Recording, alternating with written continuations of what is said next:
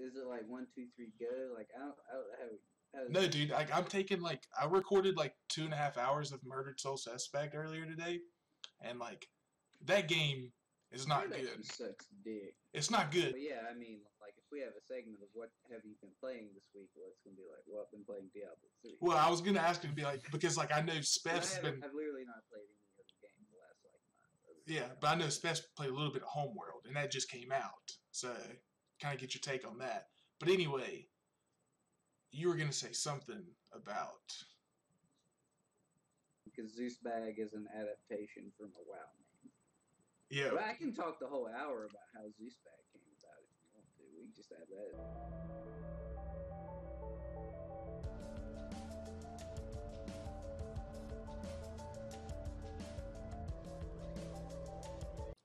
Diablo 3. That's a game. That's fun. We've all been playing D3 for at least this week, and you've been playing it longer than I have. Zeus Bag.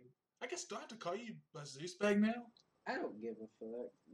Don't call me ZB, though. Don't call me ZB. This is just kind of weird because like I pointed to you on my monitor. I was like, you've been playing longer than I have because like I was just like you there on the left. But yeah, you got me into it. What 7 months ago? No, I guess it's basically when Reaper Souls came out. Yeah, that was almost a year ago. Yeah, it's pretty dope. I played the release, and I put like 100 hours into the game, even though I probably only had fun for about 5 of those hours, because the game was just not fun. It was not a bad game, but it wasn't a very good game either, and it certainly did not live up to the hype that was around it. But, you know, and this is why I want to talk about the whole microtransactions. Well, why have we all been playing Diablo? Because it's fun. Well, I'm just saying, well, Season 2 just started 2 weeks ago. Yeah, that's true. Yeah. And, you know, for people that aren't familiar with seasons in Diablo, it's like the game starts over again. You know, like, you have to make a new character. That character doesn't share any of the loot or the gold that you found from the previous season. They introduce new items that can only be found during the season with a seasonal character, which also like adds an element of like, oh shit, I need to get in this and like participate and see all the cool stuff. I mean, you know, although it'd be kind of interesting if they're like, oh yeah, fuck you if you're not in the season. You're not going to get any of the updates either until we go all the way to the non-seasonal characters. So no, those tweaks or the new gem or like gem fixes and stuff. And if your couch, but no, they just lock your account. You play season or you don't play. Yeah, that'd be. That's all it is. I don't know, and I mean, I just don't know if there's anyone out there that has this game and is not playing the season. It just seems like a very good idea, and it's just kind of like, if I'm going to be playing this game anyway, yeah, I might have to sacrifice an extra 25, 30 minutes leveling everything back up and getting my character to 70, but I don't know, I think a fresh start is pretty good. Like this is the second time they've had it, so it's going to be like, what, every 6 months, every 5 to 6 months probably? Oh, no.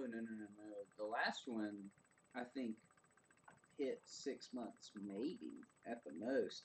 And it went way too long. I did think it went too long. And Blizzard acknowledged, like, you know, well, they were like, part of it too is like, they were like, you know, this one's probably going to run a lot longer than normal, but that's so we can go ahead and, like, iron out, you know, like because the whole conversion process of getting everything to non-seasonal once they're phasing stuff in and out, you know, that's a pretty complex process in and of itself, so, they went through several weeks on the PTR of just like rolling seasons like on like a 3-day basis to try and get that whole transition process ready to go and make it smooth. And that's what led to it being so long. But no, they plan on them being much shorter.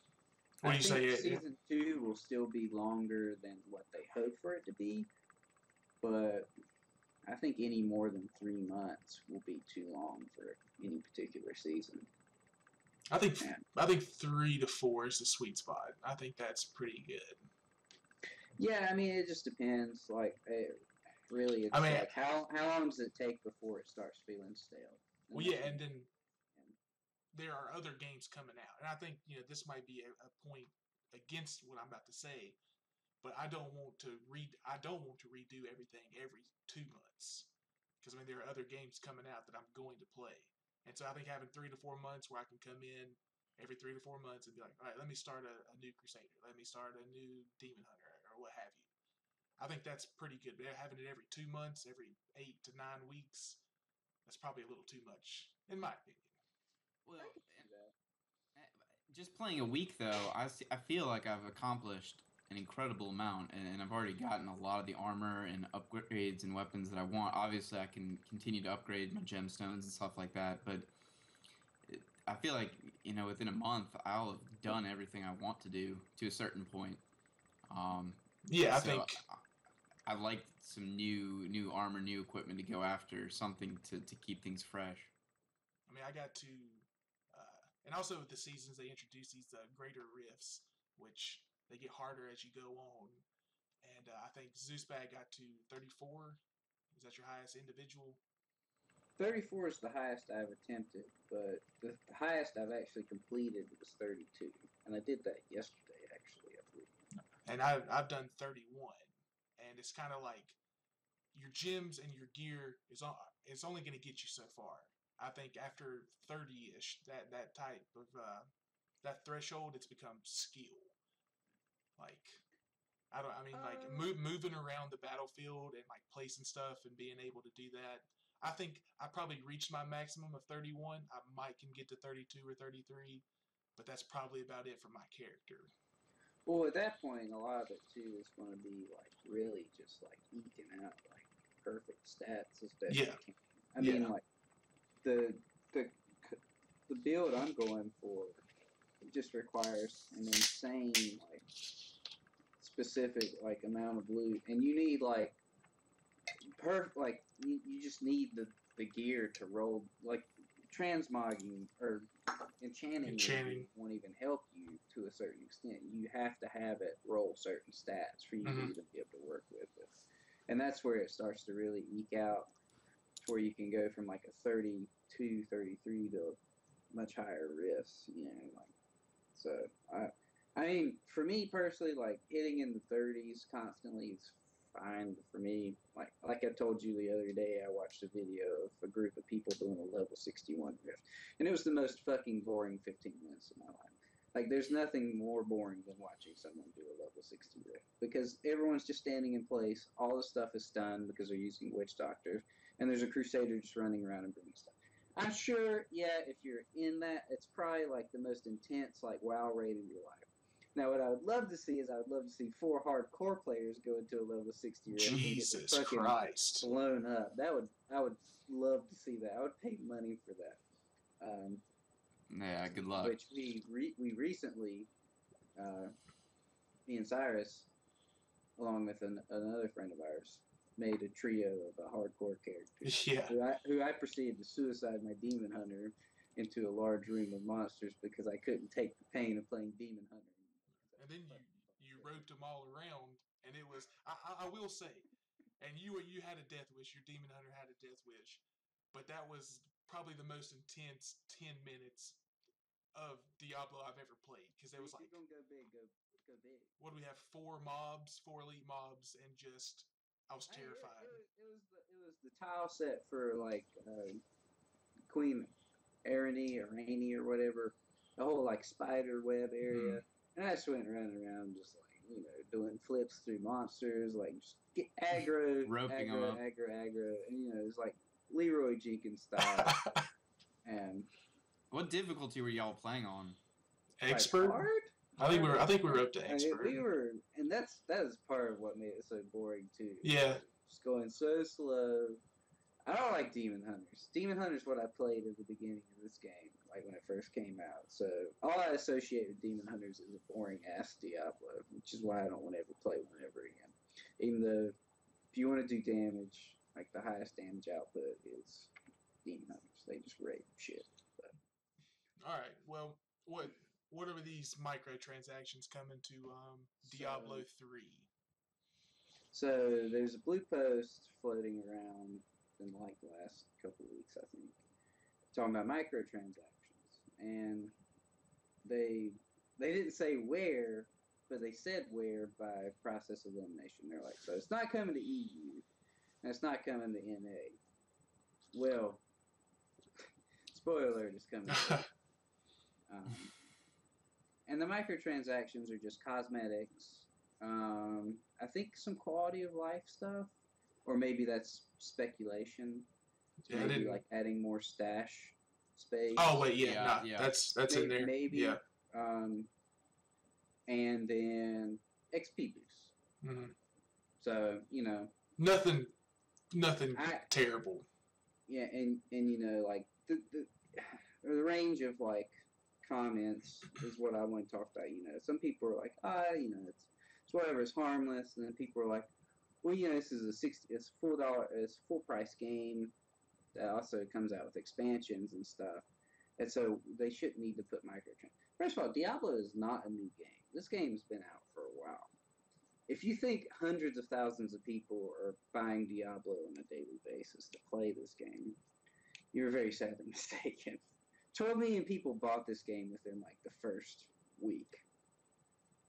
That's a lot of people that bought Diablo, played it, then what? Half of them probably haven't come back. Well, especially after you said how terrible, or just how not as good as it was. I can't remember the stat, but I think way back then, the stat for the number of people that made it level 60 was very low. Like a lot of people just put the game down before even ever getting the max level. And that's changed because we got consoles now and the Reaper Souls expansion, and also I'm just going to go on a few side tangents about it. I think Diablo 3 is a testament to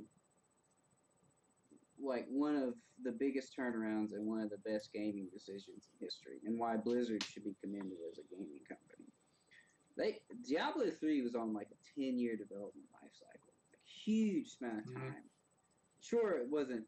A lot of that was due to the fact that the original guys that made Diablo and Diablo 2 left the company. I think they were called Blizzard North, and they went on to make Torchlight and Torchlight 2, which are both pretty good games. Especially Torchlight 2. Torchlight 1's like pretty short. And so that kind of like lengthened the process. Then they had a huge change in like development and art design, all that stuff. And then that game releases. It's the biggest, like, fastest selling game in PC history. And one of the best selling PC games of all time. And people playing it. I know a lot of people that didn't even play PC games anymore came back to PC just to play Diablo 3 because they played Diablo 2. And everyone was like, wow, this game is not very good at all. This game is not fun. I'm still playing it. I put 100 hours into that game as a demon hunter, and I didn't have fun. I did not have fun. And I stopped playing that game, uninstalled it, and was like, dude, I'll never play that game again. I got no desire to play Diablo 3 anymore. And then they patched it with the smart loot stuff, getting ready for Reaper of Souls in the console release. And a buddy of ours was like, dude, Diablo, man, it's pretty fun. I'm like, you never stopped playing Diablo, so I can't believe you for anything, because you like the game regardless.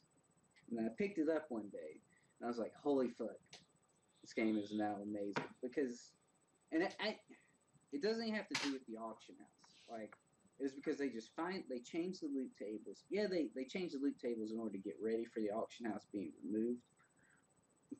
But they completely changed their design philosophy around the game. They got rid of one of their lead designers who was a part of the whole process from the get-go. And,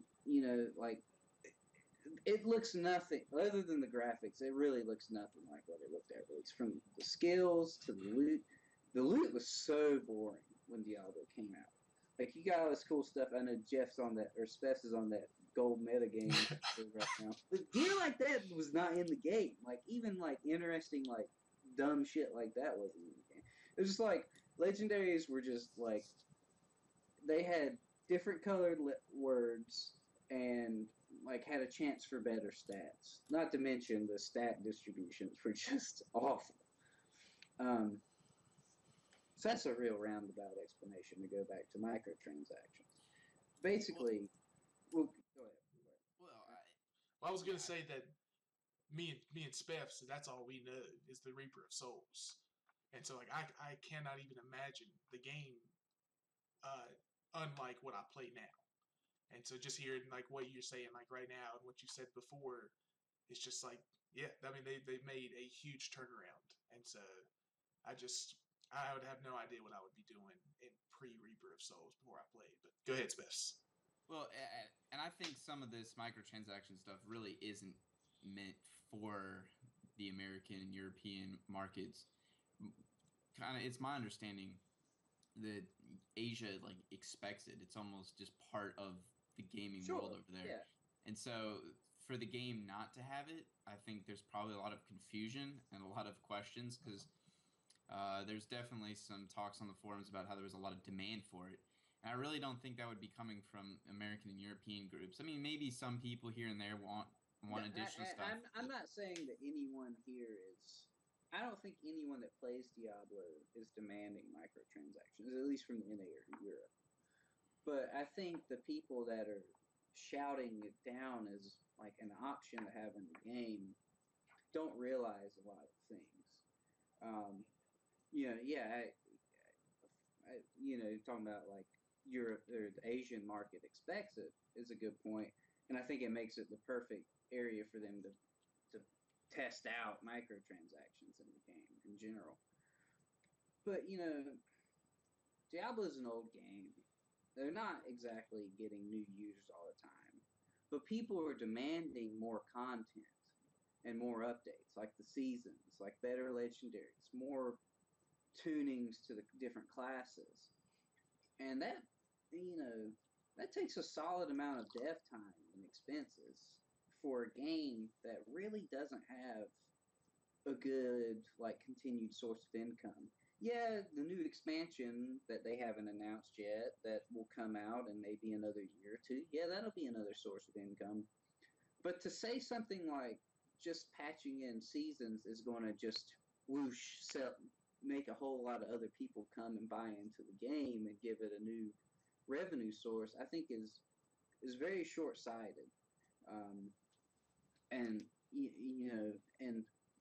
Blizzard honestly has very little incentive to constantly update this game that doesn't make them very much money. When you look at like Heroes of the Storm, no, Hearthstone. Like, oh my God, Hearthstone. Like, yeah, card packs everywhere. That game doesn't cost any money to play, but it costs money to play. And I mean that in a loving way because I spent like $150 on it. And wow, like Jesus Christ, like $15 a month to play that game. It's just it's absolutely buying more boxes, like buying the box just to like install it and play it. And I like personally, if putting microtransactions in this game means we can get more updates faster and a bigger variety, then I'm all for it. And if it's cosmetics and quality of life and XP boost. If you don't want to buy it, don't buy it. And I don't think that really, XP kind of impacts the gameplay. But let's be honest, like once you you can power level someone to level 70 on Torment 6 in 45 minutes. I know this because it happened to me. So like, if you buy an XP boost, honestly, like, you need to find some fucking friends that have like higher level characters to go ahead and do that. Yeah, I think it's not even like a hard grind to get to level 60. Yeah, you can start eking out Paragon levels, but again, that I don't care. Like, well, I mean, Paragon levels is just not exactly a competitive game either. Yeah, you got leaderboards, and maybe the new meta game for the leaderboards is buy an XP boost to get the highest Paragon levels to eke out those little bit of stats. But I really just don't see the impact overall.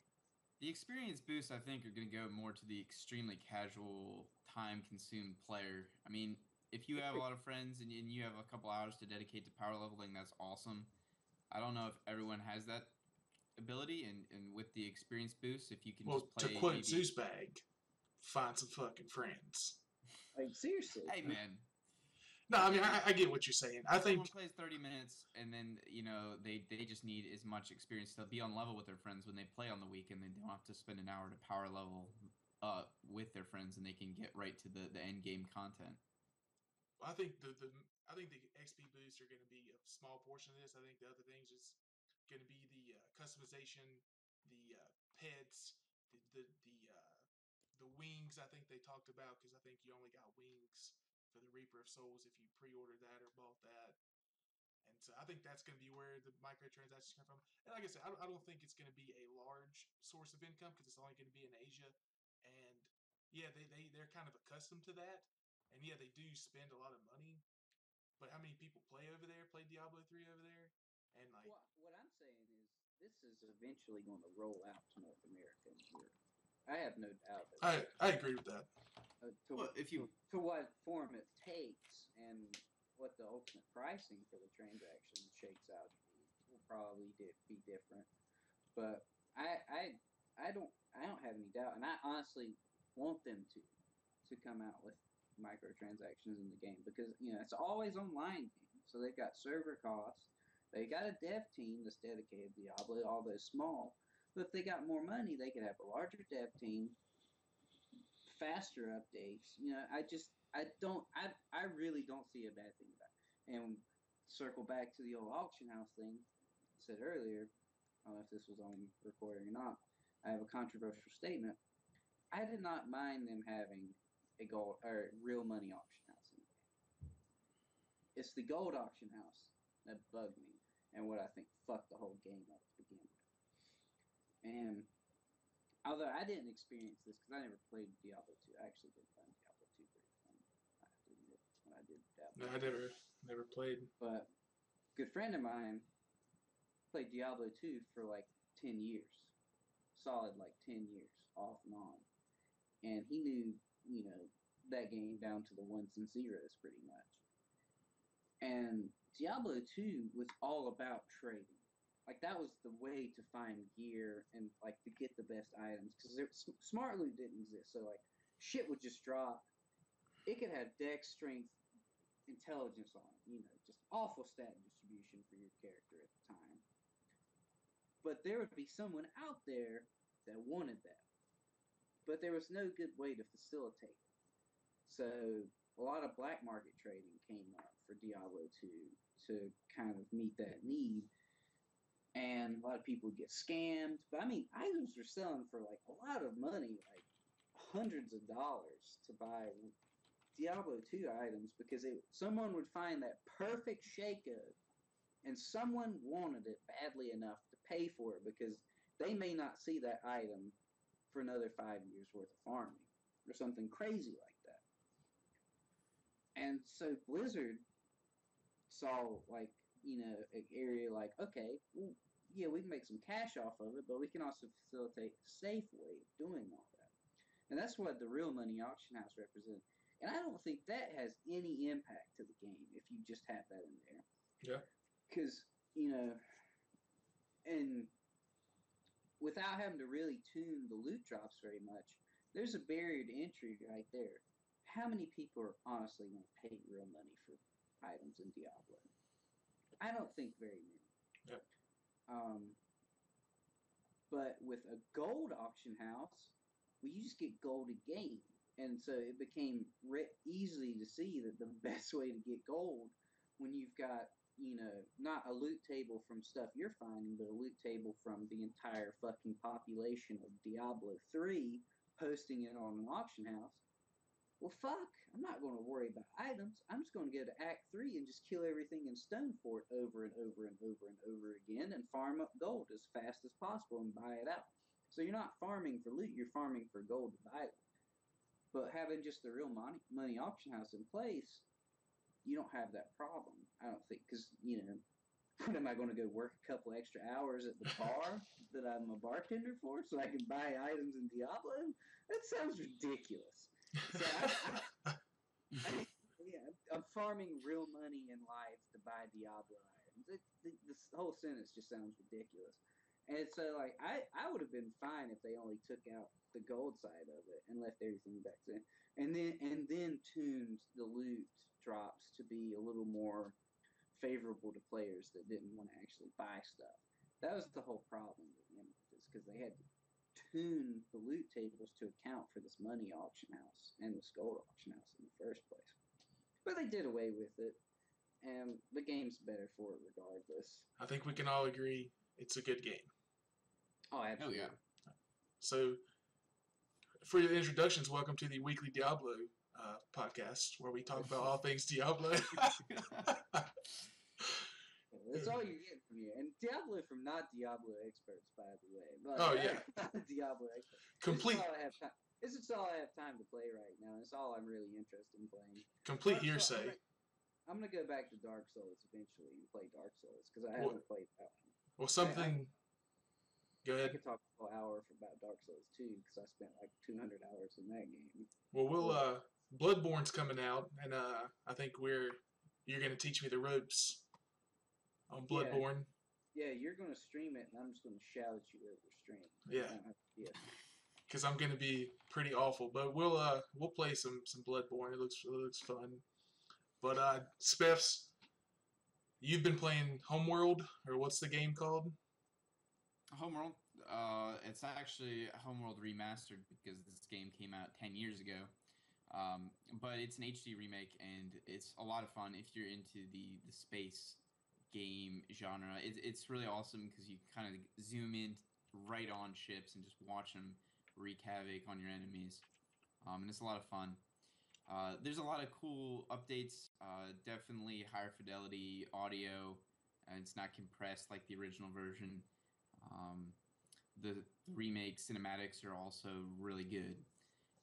There's another couple of things I liked. They took Homeworld 2's menu options and they put it on Homeworld 1. So Homeworld 1's menu options were iffy. They weren't the best. And not very efficient. So moving the Homeworld 2 controls over has made Homeworld 1 that much more enjoyable. But it's been a blast to play. I know you haven't got a whole lot of time in it because we've been forcing you to play Diablo 3. But yeah, well, I've get gotten that the shit out of here. I don't want to play this fucking this is the weekly Diablo cast. We don't talk about Homeworld. We talk about other games. So is Homeworld Remastered? Is it 1 and 2 in one? It's 1 game? and 2. It's one. Or Yeah. are they still separate games? Well, there's separate games. Like there's a menu option to choose which one you want to play. The other thing that they're fresh and new is they're creating a multiplayer. It's still in beta, so I haven't gotten to play it as much as I want. What? All right, hold on. All right, I wanted to bring up a tab, but I knew it would cut away from this monitor, so give it a second. So where were we? You're talking about Homeworld and What's the name of the multiplayer? There's a name for it. I think it's a Homeworld beta. Let's see. That's exciting.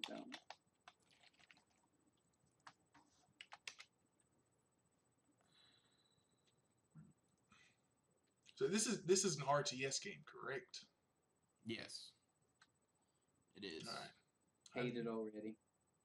Yeah, So I'm not into it's- RTSs. It's the Shift World beta, I guess. Shift is a Shift multiplayer beta, but it's gonna get heated once I get into it because it's real time strategy, so you have to be very efficient in your time and how you spend your resources. And there are a lot of different resources, or do you? Yeah. You start out with I know nothing about this game. Yeah, me neither. So This is your moment to shine here, Spence. So you start off with a mothership and a set of resources, and then from there you can research upgrades to the existing ships that you have. You can get different fighters and bombers. Then there's also other ships that are larger, and you can just amass a fleet as long as you have resources. And all over the map there are going to be these asteroids or broken down scrap metal pieces floating around. In each object has a set resource value. So in the game, you're going to have these conflict areas where all the resources are, and you're going to try to fight for control for these resources while you build up your fleet and attack the other. Are you actually player. competing for resources against real players? In the multiplayer, you are. So in the multiplayer. Is it the regular Homeworld game? It's a kind of a campaign where you go through a series of different battles. So you don't really know what to expect if you've never played it before. Just different scenarios pop up, and you just kind of have to go with the flow and figure out how best to handle the situation. And it's tough. It's not a very... There's no easy setting. It's hard right out the gate. I mean, any RTS game to me would be like... I need 2 heads and 7 sets of hands to play an RTS. Because I just... Like, I could have set StarCraft on, like, -10, like, speed, and it would still been too fast for me. Now, I'll watch some StarCraft. I would never play. I love that these games exist, and that there's people that like to play them. I just have had to accept that as cool as it is to listen to someone talk about these games, I can find a better hour. Oh, yeah. And just like, what was that game that came out a couple weeks ago? Was it Grey Goo? Grey Goo. And like, I was like hearing a lot of good things about Grey Goo, and then I found out it was an RTS, and I was like, nope, yeah, I'm sorry. Yep. It's just, it's just not for me. No. But I enjoy it.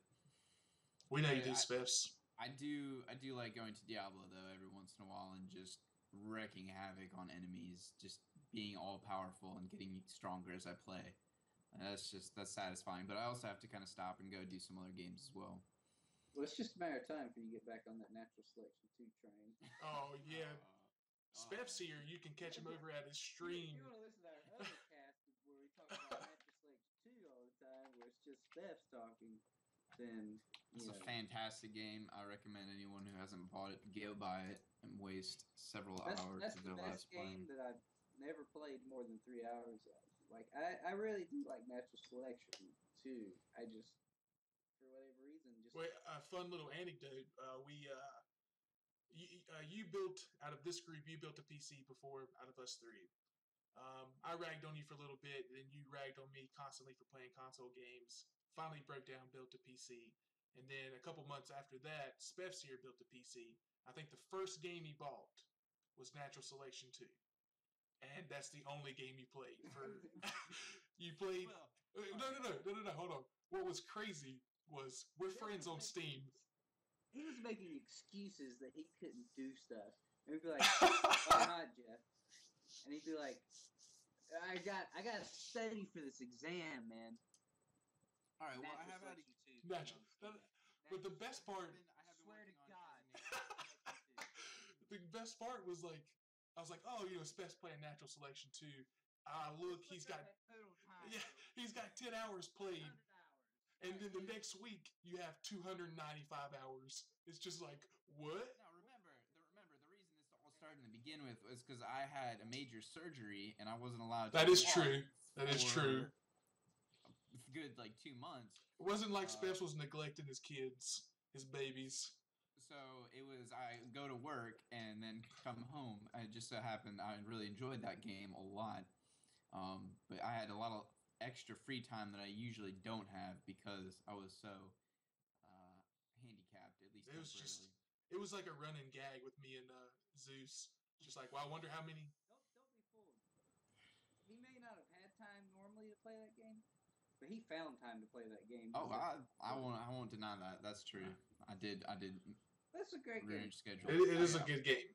If you were playing something like, I don't know, like Surgeon Simulator for 600 hours. I would have probably driven your house and put a hatchet in your head because that game doesn't deserve that much. I would expect that from the entire population of the world. It's not good.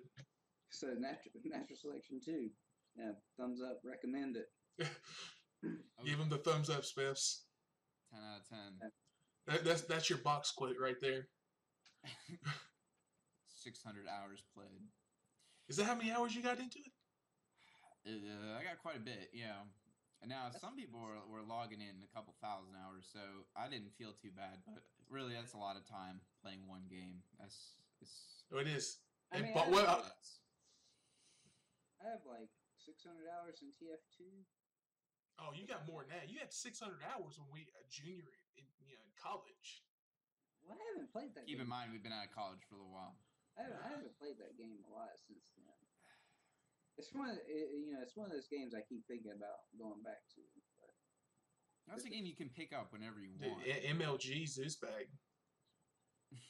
Look out for it. I wish I was that good at TF2 because I always played against those kind of people. 608 hours according to Steam. Oh, I could have swore. Okay, so is that your most played game besides WoW? Diablo 3's caught up quite a bit since then. Because just on my Demon Hunter, I had over 100 hours. And I put a lot of hours into my Wizard, my Witch Doctor, and now my Crusader. So, it's getting close. If I haven't surpassed it. So, let's see. The games I've played the most, according to Steam, Civilization. This is a fantastic game. I've got about 14 hours in that. We're talking about what have you put in a natural selection to? Well, no, I'm building up to that. We don't need to know your. There are only a handful of games here. That's because NS2 took up all your time. It does spend 14 hours on Civilization, and that game. Side note: that game warrants more hours because it is a good game. It probably does, but I put 606 hours into natural selection instead. So, God damn. I think. I put a lot of hours into Tribes of Sin as well. Yeah, you did. Not TF2 levels, but mostly. I think the most. This is a roundabout number, but I think I got somewhere in between 450 to 500 in Battlefield 3 because I played it on console. I was going to say Destiny, and I was going to slap. Nah. Not yet. I made that was during the transition when I moved from console to PC, so I don't have a set number. But it's somewhere in that neighborhood. And then I got another 400 in Battlefield 4. And Specs, one of the rare TF2 console players there. Yeah. Oh, yeah. Like, I didn't know those players existed until me and Specs lived together in college for a year. I did not know people played that on console. The shock on your face. I cannot even imagine playing that game with a controller. With so much, like, I imagine it's not, the depth isn't there in the console. Because doing like a rocket jump in that game, or like some of the crazy shit players do in PC, the real version of that game, to be honest. To pull off a rocket jump in the console version is actually difficult. In the PC version, it's kind of just built in. Like your knee on the controller to get the click in. You need some high sensitivity. You have to palming the rest of it. Like you have to go out, sacrifice a goat, hold down both thumbsticks. Probably murder your firstborn child in order to get you pay for a successful rocket jump console TF2 game, and you don't get the customization. You don't get that's the other skill thing, of players. But it's just there's nothing there. It was just bog standard What was in the orange box? Was it Portal, TF2, and the episodes. Half-Life 2. Yeah, Half-Life 2 and the Half-Life episode 1 and 2. Yeah. Might as well just be considered Half-Life 3 at this point. Episodes 1 and 2. I'm not. Yeah, we're not getting into that. That's not good. Yeah, well, I guess we can move on. I guess one thing that I kind of saw this past week, which I'm really excited for, because I'm a big comic, is they released a new trailer, Gotham is Mine, Arkham Knight. Did any of you get to catch that one? Oh, yeah. No. That's real good. Yeah, I think I'm like pretty excited for that one. I'm one of those rare people who actually liked Arkham Origins a good bit. I think the story was really good. Granted, it didn't change anything. Like you have Arkham Asylum that is just like a game changer when it comes to like fighting mechanics and like how they portrayed superheroes in that game. Arkham City is arguably one of the better games to ever come out. And then you have Arkham Origins, which studio took over that? Was that just straight Warner Bros? Was it Warner Brothers? It was someone. I know it wasn't Rocksteady. Yeah, Warner Brothers Interactive Entertainment. Yeah, and so like, got it. I really like that game. I played it on PC, which I won't be playing Arkham Knight on PC. I'll probably pick it up on the PS4. I ran into so many bugs on Origins, but it was a good game, and I'm excited for Knight. I really like how they're portraying the Scarecrow. Like, you can just bring it up on your second monitor, Zeus. I just like the last screen. Scarecrow looks crazy. It's just, I really like in Arkham Asylum. You played Asylum, right, Zeus? Yeah, I never beat it. But I did play it, and that's what I was going to say. So he looks different than what he looked like? Just more tattered. But yeah, you remember that one level where it was like spinning and he was like huge. And yeah, that was just like, I really like that. And Scarecrow, go ahead. Well, let me ask you this then. So who's supposed to be the big bad in this game? Well, so I think there's Scarecrow is the centerpiece of this trailer. And I thought leading up to it, they're going to introduce sort of a new enemy, because you see like this like mechanized Batman in the trailers a lot. Mm-hmm. And so I thought he was going to be some sort of villain that they were going to do. He was going to be the Arkham like kind of knight. And but Scarecrow took the centerpiece in this commercial, and I'm hoping they don't do Joker. This is not like we had a chat earlier where Spence brought this up, where in the first two, Joker's the big bad guy, and even in Arkham Origins, he's the big bad guy. Spoiler alert. Yeah, spoiler alert. Jesus Christ. And so hopefully this one, like, we can have a game without Joker. Yeah, I think he'll make an appearance. Like, even though you suppose Harley Quinn's supposed to have a big focus in this game, isn't she? Yeah, and because I, having not played Arkham City and having never beaten Arkham Asylum or the Origins game, which I don't think they're going to really pull from, I'm assuming. Yeah, I kind of had the intuition that the Riddler was going to be. I think that literally is the case every Arkham game. I feel like the Riddler's gonna play a big part, and then it just ends up being little trophies. He's just been like, this fucking little side thing. Although didn't Arkham City, didn't they allude more and more to the Riddler? Didn't they seem to have they did role behind the scenes? And Arkham Origins played even more to that. So, but the Riddler's a good. They actually just did a run in the comics where the Riddler was freaking amazing. Like one of the best portrayals of the Riddler. So like the Riddler. Let's be honest, it's going to be the Joker. Yeah, for 100%. They're trying to. They could have chopped his head off in Arkham City. It's going to be the Joker. Fake out. Well, so I think he's gonna be in there under the guise of Red Hood, and it's gonna be a playable character if you pre-order the game, and it's just gonna be its own story-driven mission. That's my understanding. He's not gonna be the Joker should not be a main plot in this game. I mean, yeah, I hope let's like set the stage for someone else like the Riddler, like Scarecrow. Yeah, the Joker is awesome. He's awesome. And so, but let's go somewhere else this time. And so I'm excited for it. I think it comes out sometime in June 2nd. For PS4, Xbox One, and PC.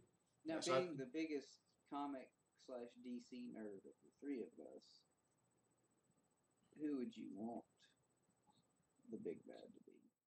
The Riddler would be good. I would like to see where they take the Riddler. But I'm also like, from when they showed this at E3 last year, or even 2 years ago, I can't remember when they showcased it. Probably last June.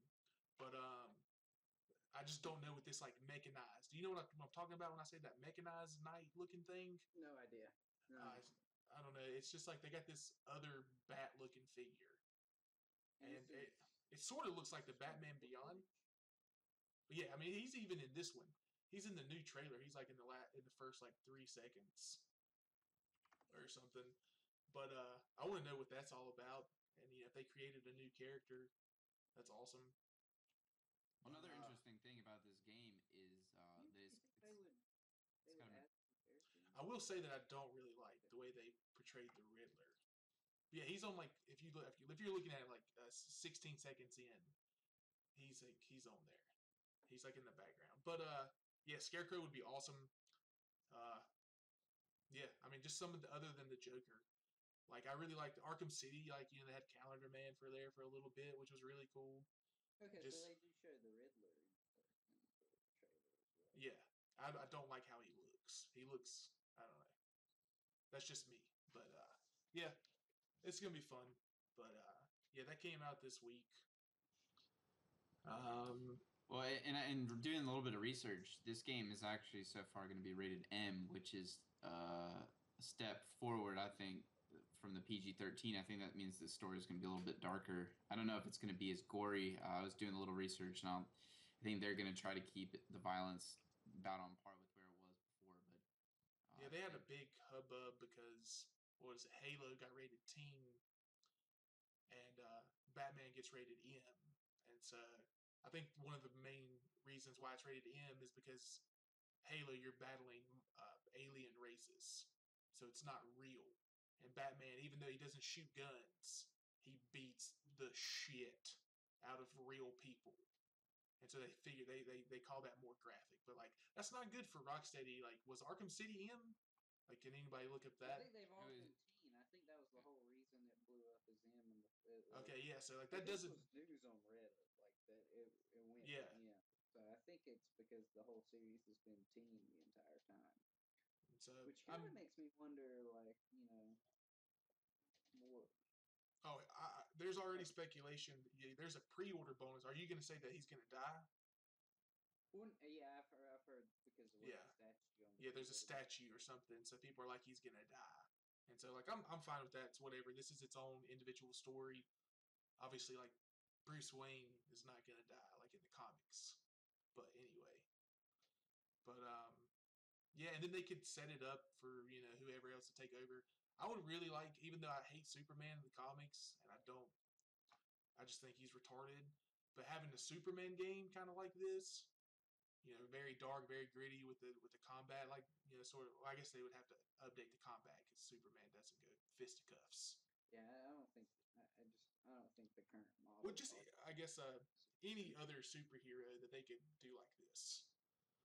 Yeah, I mean, it'd be nice if they could do another superhero franchise and do it as good as the team at Rocksteady's done Batman. I mean, I don't have a good reason for never finishing Arkham Asylum. I just never finished the fucking game. I enjoyed it the entire time I played it, and I've always been like, oh yeah, I should probably finish that game. Never have, never will. I bought Arkham City. Have never even downloaded it to install. If Arkham Knight goes on sale, I'll probably buy it and won't play it. It's just, I'm one of those kind of people. I'm such a mono gamer at different points of time. Like, we've had this discussion already. Like, for like a whole year, it's TF2. It's TF2. That's all I played. WoW took over my life for years. Tribes of Sin's another game. It was the only thing I could play. And now Diablo 3 is just it. So I'm with you. I kind of sprinkle in some new games here and there, like some of my kind of yearly. The Binding of Isaac. You do play that a lot. I like to sprinkle in. I used to play Assassin's Creed every year, but after Unity, just the whole shit with Unity, I have not played it as of yet. I will, but I haven't yet. But most of the time, it's Diablo. I play Battlefield a lot. I did play Dragon Age this past winter, but I'm like you, mono gamer, and clearly Spef says dude's got 700 hours in S2. Rounding up just a little bit. But yeah, I guess agree with that statement. It's true. You get excited about one game and you just want to be real good at it. You think Homeworld's going to do that to you? No. I'm just looking for different experiences every once in a while, but I always end up coming back to the game. It's like Diablo. They're just that much more fun. Mm-hmm. Well, I guess none of us have played GTA 5 on older consoles or the new consoles because we're not really console gamers that much, if at all. I guess I'm the only one that plays consoles. But GTA 5 got delayed again. I guess we should bring it up since we are PC gamers, and I know Zeus is sort of looking forward to it because one of our really good friends is gonna play it a lot. I'm gonna play it a lot. I'm sure we'll get specs in there, but the game got delayed again.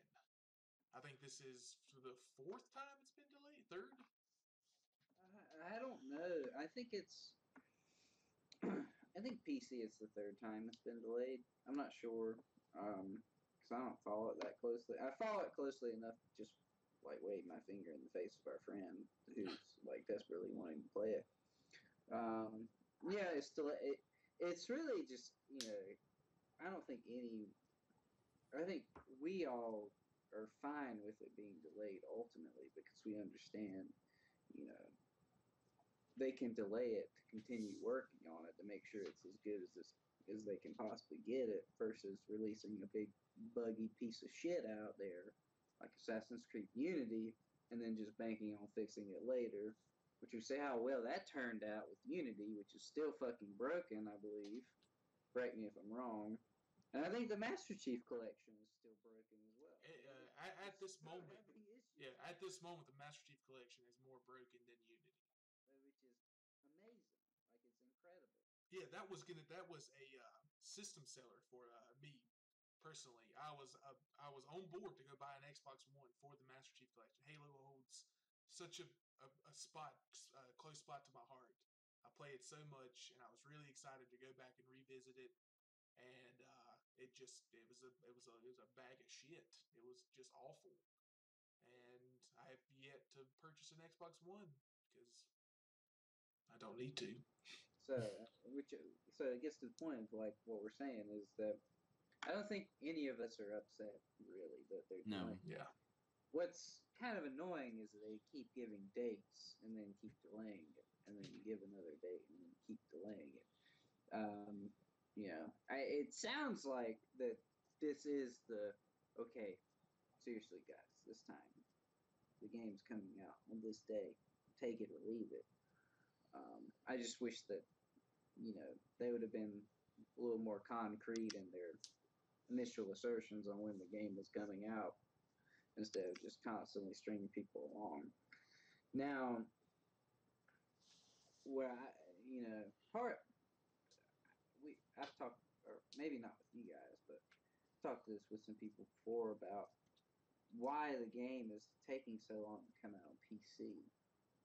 And so I'm just going to start a rumor right now, is that because the whole first person mode, that they're trying to get this thing fucking super ready for Oculus Rift compatibility. Okay, alright. Could you imagine GTA 5 first person mode with the Oculus Rift? Have y'all tried the Oculus Rift? Did y'all try it? No, I have not tried it. So I've put an Oculus Rift on, and although I don't think it's like the current element of it or the current phase of it is still like very consumer friendly or just like good for normal day use, it's still like pretty crazy. And to think of like a big budget, like not a demo piece, like GTA 5 having Oculus Rift support for first person mode be huge. Would be insane. And that's a good rumor. That's a good assumption. I can think of, because I mean, like they've already got first person mode out for the consoles, like the next gen consoles. So it really is like, what the hell is taking you guys so long for PC? Because we even know with the new, like the next gen architecture, like the transition between PC and those consoles is a lot closer, and it's not it's not like having to recode a game from scratch like they did for PS3 or something. So I really truly think that they're like, I have my suspicions at least that they're trying to get this thing VR ready for Oculus. That would be one of the most brutal things, because even beating someone to death in first person on GTA 5 is insane. And as we saw today, Valve just officially announced their entry into the VR thing. Was it the HTC? Yeah, they partnered with HTC. Fucking imagine if they came out with GDC next week and demoed first-person GTA 5 on like a Steam machine with the VR headset from Valve. Yeah, I'm pretty sure everyone that was like bitching about the game would be like, okay, all right, take your time. Incredible. It's not gonna happen. It's No. most likely not gonna happen. This is all hearsay. But like, Rockstar is a pretty kick-ass studio, and they make some fucking amazing games. And not to get all too technical on this, they have some of the best coders in the business over there. Mm-hmm. Like just hearing what people have said about GTA 5, where it's like, the world reacts to decisions. Like, you can make the stock market crash. Yeah, which is cool. Which is crazy to think of it as being that intricate. So, to do a big overhaul like first-person mode and then introduce it to PC, I feel like a team like that's that good at what they do would embrace something like VR and be like, okay, we're going to be the people to really kick this in the ass and give people a reason to really be excited for Oculus Rift or any type of VR. Because I personally, I like VR. I think it's cool, but I don't see any reason to use it right now. Right now, no. And I honestly, personally, can't really ever see, even with some of the fixes I think it is mandatory for it, can ever see a world where I would honestly opt for a VR headset. Yeah. Well, I mean, we like Zeus just said, we got breaking news here on SIPcast earlier today. You heard it here first. You heard it here first. Valve and HTC partnered with, it's called the Vive. The Vive. I assume it's probably like the Vive. Yeah. Oh shit! It's just the Vive. You honestly think if it's pronounced? They need to put a little accent on the E. Yeah, if it's pronounced Vive, I'm done. I'm taking a head dive onto the concrete floor. I'm done. No, I think it's the Vive. For fuck's sake. The I think this thing is promising.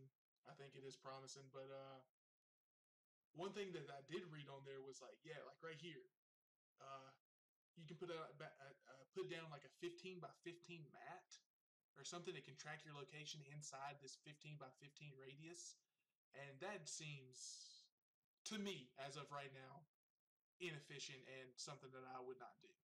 That's a lot of space.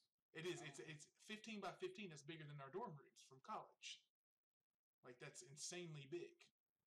Although I could see if you've got a game that requires, I don't know, how would you move around though? Like, you can move forward up to a point and then you're stuck. Like, that was like, I don't know, but what was that other thing that people had that you were on like a treadmill, you were stopped in place? Yeah. but that kind of tracked your feet sliding on a pad. Where this one I don't know. And you're in a harness too. Yeah, you were in a harness, yeah. But this is something I think it's promising that Valve's doing it, because whenever they do something, and still waiting, and I say this with a little asterisk, is because Steam boxes have not taken off as much as I had predicted them to. But I think when Valve attaches their name to something, it's going to be pretty good. It's probably going to be adopted. And the fact that this has a exact release date, which is calendar 2015, and I'm pretty sure Sony, Morpheus and Oculus, they do not have a release date. And so this has a release date of for a consumer version too. Yeah, for a consumer version. Crazy. And so, but the other thing I like with Valve is they've publicly stated and are taking, like, on their website, like, they understand that this is a two-sided issue. Like, you can build the technology to be there and to be fucking perfect, but you also, like, you can just attach the Oculus Rift to Skyrim. That game was not designed for VR from the get-go, so you're just like, you're just taking in Skyrim from a 360 view, but it doesn't have all the immersion elements that needs to be in a VR headset to really get the full effect out of it. And I think Valve gets that. Valve does a lot of dumb things, but I think overall they're still on the cutting edge with a lot of other companies in the industry. And they understand that they need to get developers and publishers in as well to say, okay, look, we're going to push hard on the hardware side, but we want to partner with you guys and do what we can to help get games that are designed specifically with VR in mind. Because that's where, like, when you take the two together, that's where the real emergence of VR will come from, is when you have both sides at play focusing towards one common goal. Like, I think the obvious game right now, or whatever, that would be perfect for VR was PT, because PT is all about, just visuals and hearing, because you don't do anything else in that game. But there's so many other games that could be good for it if they just added a couple of elements. But speaking from you say your whatever game studio, are you going to put in that extra time for maybe 1% of your user base has an Oculus, Morpheus, Vive, if you will? Are you going to put in that extra time and effort and cost to develop something for VR? Initially no, unless you're given an incentive, and so I don't know what's going to go behind the scenes. But I bet there's going to be some companies that are going to partner, and I could see like little indie studios definitely, because then as indies you're always kind of going for the niche anyways versus the mass appeal. But if they will come. If you're going to get someone like just throwing a name out there like BioWare behind something like that, there's no way in hell that if they made a game just for VR, it would do better than they just did a normal release. No, there's no chance of it right now. But that's going to put the ball back in Valve's court, is to say, what can we do to also incentivize people helping support this device? What are they going to do? I have no idea. They may not do anything.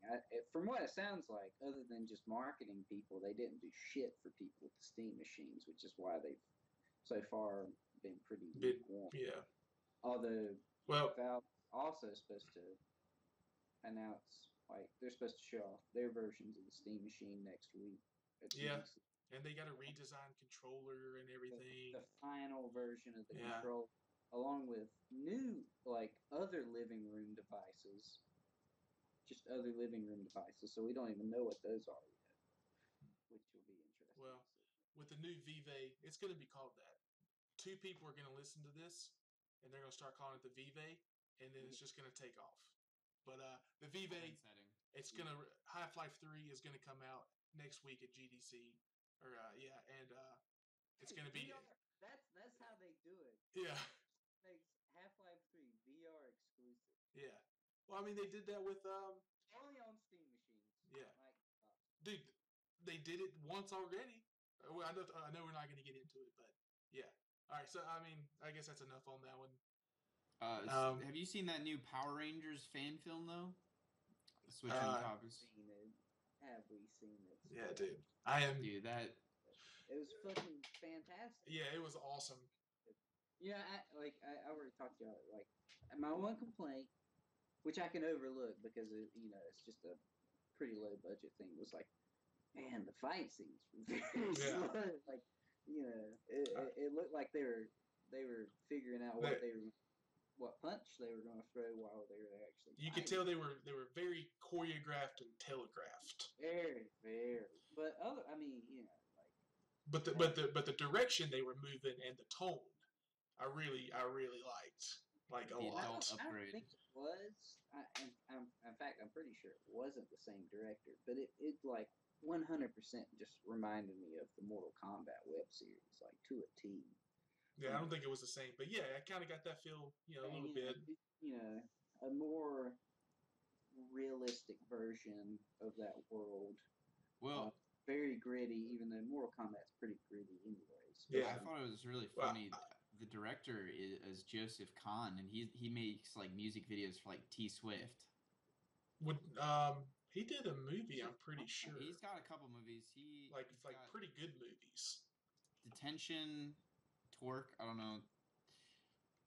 I stand corrected because those are both awful movies. Those are but he's done a lot of music videos for big name artists. That's kind of his thing. But he just wanted to do this fan film, which I'm glad he did. It's just I thought it was really cool about having these like you take these teens and they go battle intergalactic forces and these super evils, and then they return to Earth all happy and dandy and just like, oh yeah, look at me, I'm awesome. And this kind of took it as in like, well, you know, like the Black Ranger, he was with hookers and doing coke because he had PTSD and he didn't want to go to sleep. He didn't want to sleep because he had nightmares and stuff. And you had like all this like super stuff that was just like super surreal and just like that's a really cool take on it. And it really sucked. It really bummed me out that who owns Power Rangers I forget. But they told him to take it down, and like I don't think you can even see the uncensored version anymore. You have to go back a little bit. Really, I didn't hear that. So you can see it on Vimeo. Yeah, well, that was the original video.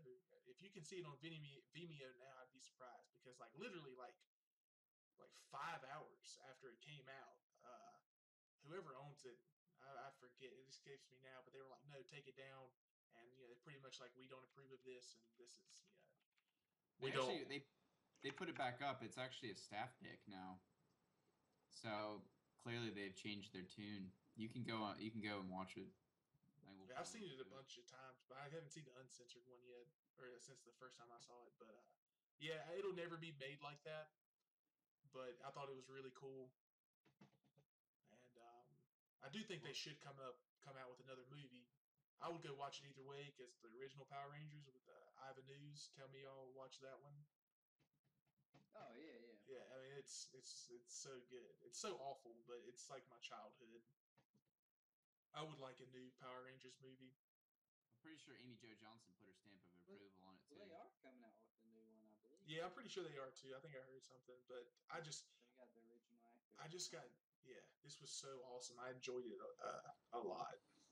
I think there's some concern. I don't think it's going to happen, and here's why. I think Power Rangers is actually still kind of popular for kids, and I think they don't want to ruin the franchise and move away from kind of what they're doing now, because they can market their toys and all that stuff. And if they make an adult version, I don't know.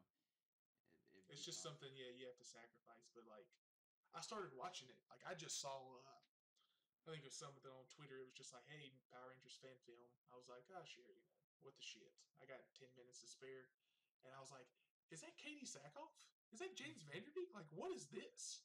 Is this like supposed to be like a serious thing? And then the more I watched it, I was like, this is amazing. And so they put a lot of time into that. They really did. Granted, I'll honestly say like that 15 minutes was enough for me or whatever. Like it was cool. Like I did enjoy it, but I don't need a full length film of that to go on or a web series. I just Power Rangers was something I was really into once upon a time, but not anymore. So, oh yeah, but you're into the fucking Robotech, and that show is fucking awful. Well, that's just nostalgia. I can't watch that show anymore. But once upon a time, I enjoyed Robotech. I guess the last thing I kind of want to bring up, and I don't know if it was this week or 2 weeks ago, but this is the inaugural SIPcast, so I think we should bring it up. But Bethesda having an E3 conference. Yeah, it's throwing a wrench in the schedule. Well, I think it's Sunday night, and so it's not that big of a wrench. Well, I think it's not even. It's before E3. I thought it was the Sunday after. Is it the Sunday before? I think it's before. We'll need to confirm this, but we won't confirm it. Yeah, we're not going to confirm it. We're just going to state it as fact. If you're listening to this, just look it up yourself. One of the 5 people that decide to watch this video. Go look it up yourself, you idiot. But yeah, do we want to take? What do you think they're going to announce? This is their first ever E3 conference, if I'm not I think it's mistaken. the first one, which is why people are losing their mind. So, I think we can all agree on Fallout 4. No, that's actually not going to get announced. I think 100% Fallout 4. Doom is going to Doom, be announced. 100%. Dishonored 2. Oh, dude, that's the only thing I want to see. Dishonored 2. Did you enjoy Dishonored? Did you play it? That's another. Chalk that up with the Arkham games. It's one of those games I started to play and I enjoyed it. Because I'm pretty sure you're the one who's like, hey, you should check out Dishonored. And I checked it out. Yeah. I recommend a lot of games I like. Yeah, but I a lot of games I never played too. So I go both ways. Yeah, I like that. But yeah, I think hopefully Dishonored 2 be announced. And Evil Within 2. That'll be the other. Yeah, that's the mic drop. That's what they close with. Evil Within 2. I would love the shit out of it if they took up like a 4-hour time slot and only talked about Evil Within 2 the entire time. I think what would be even better is if they just talked about ESO, Elder Scrolls Online, because it's supposed to be coming to consoles like the week after E3. That'll definitely bring it up. But hopefully, what if that was the whole conference? Like, I know they'll talk about it, but what if that was just the whole thing? That would be just like that would be such a troll, because everyone there has got their dicks hard for Fallout 4. Everyone is hoping it's going to be Fallout 4, and it's been long enough. I personally could give two shits to imagine that Fallout 4 would probably be out. I'm with you. I don't really care. I've just, for whatever reason, and I can't even justify why I don't like those games, because they're not any different than the Elder Scrolls series, quite honestly. Especially the newer versions. I think the old Fallout game might have been more of like a text RPG. Yeah, I don't know. Fallout has never tickled my fancy. I don't know if it's the setting or what it is, but I really just cannot get into those games. But I honestly, I think they will probably maybe announce Fallout 4. I think Dishonored 2 and Doom are a definite. I really do. I would. I think Dishonored 2 was a huge success for a new IP, and from everyone I've heard talk about that game, they really enjoyed it. They've all said, the biggest problem with that game was that they gave us so much lore and gave us so little opportunity to see that world other than through these different books that were scattered throughout the game, that we need a sequel to that franchise. So I expect Dishonored 2 to be announced, if anything. I mean, it would make me happy, but I think the definites are Doom and Fallout 4. I think if they did announce Fallout 4, it would be... Again, I could care less, but I think it's probably a definite. And Evil Within 2. They'll go ahead and announce... Chips are all in on that franchise. Yeah. All the Letterbox franchise, the Letterbox game. But Evil Within 2, 3, and 4 announced this June. Yeah. Well, and I know the online Elder Scrolls game is coming out, but it's been long enough that they may just roll out with a new. Oh shit, Spiffs. Oh god damn it! I'm just gonna hear, because I don't know if it's the same teams that are developing. Steal their secrets. I don't know. We'll see what happens, but I have this itching feeling that it's been long enough that they may drop the mic on with some information on that. We'll see. You went through a little robot phase there for a second. Yeah, we have no idea what you just said. That's Bethesda censoring me. That's what we said. All right, well, I guess that's probably a wrap. I guess we should pay. Leonard Nimoy died this week. We'll date ourselves, but yep. So yeah.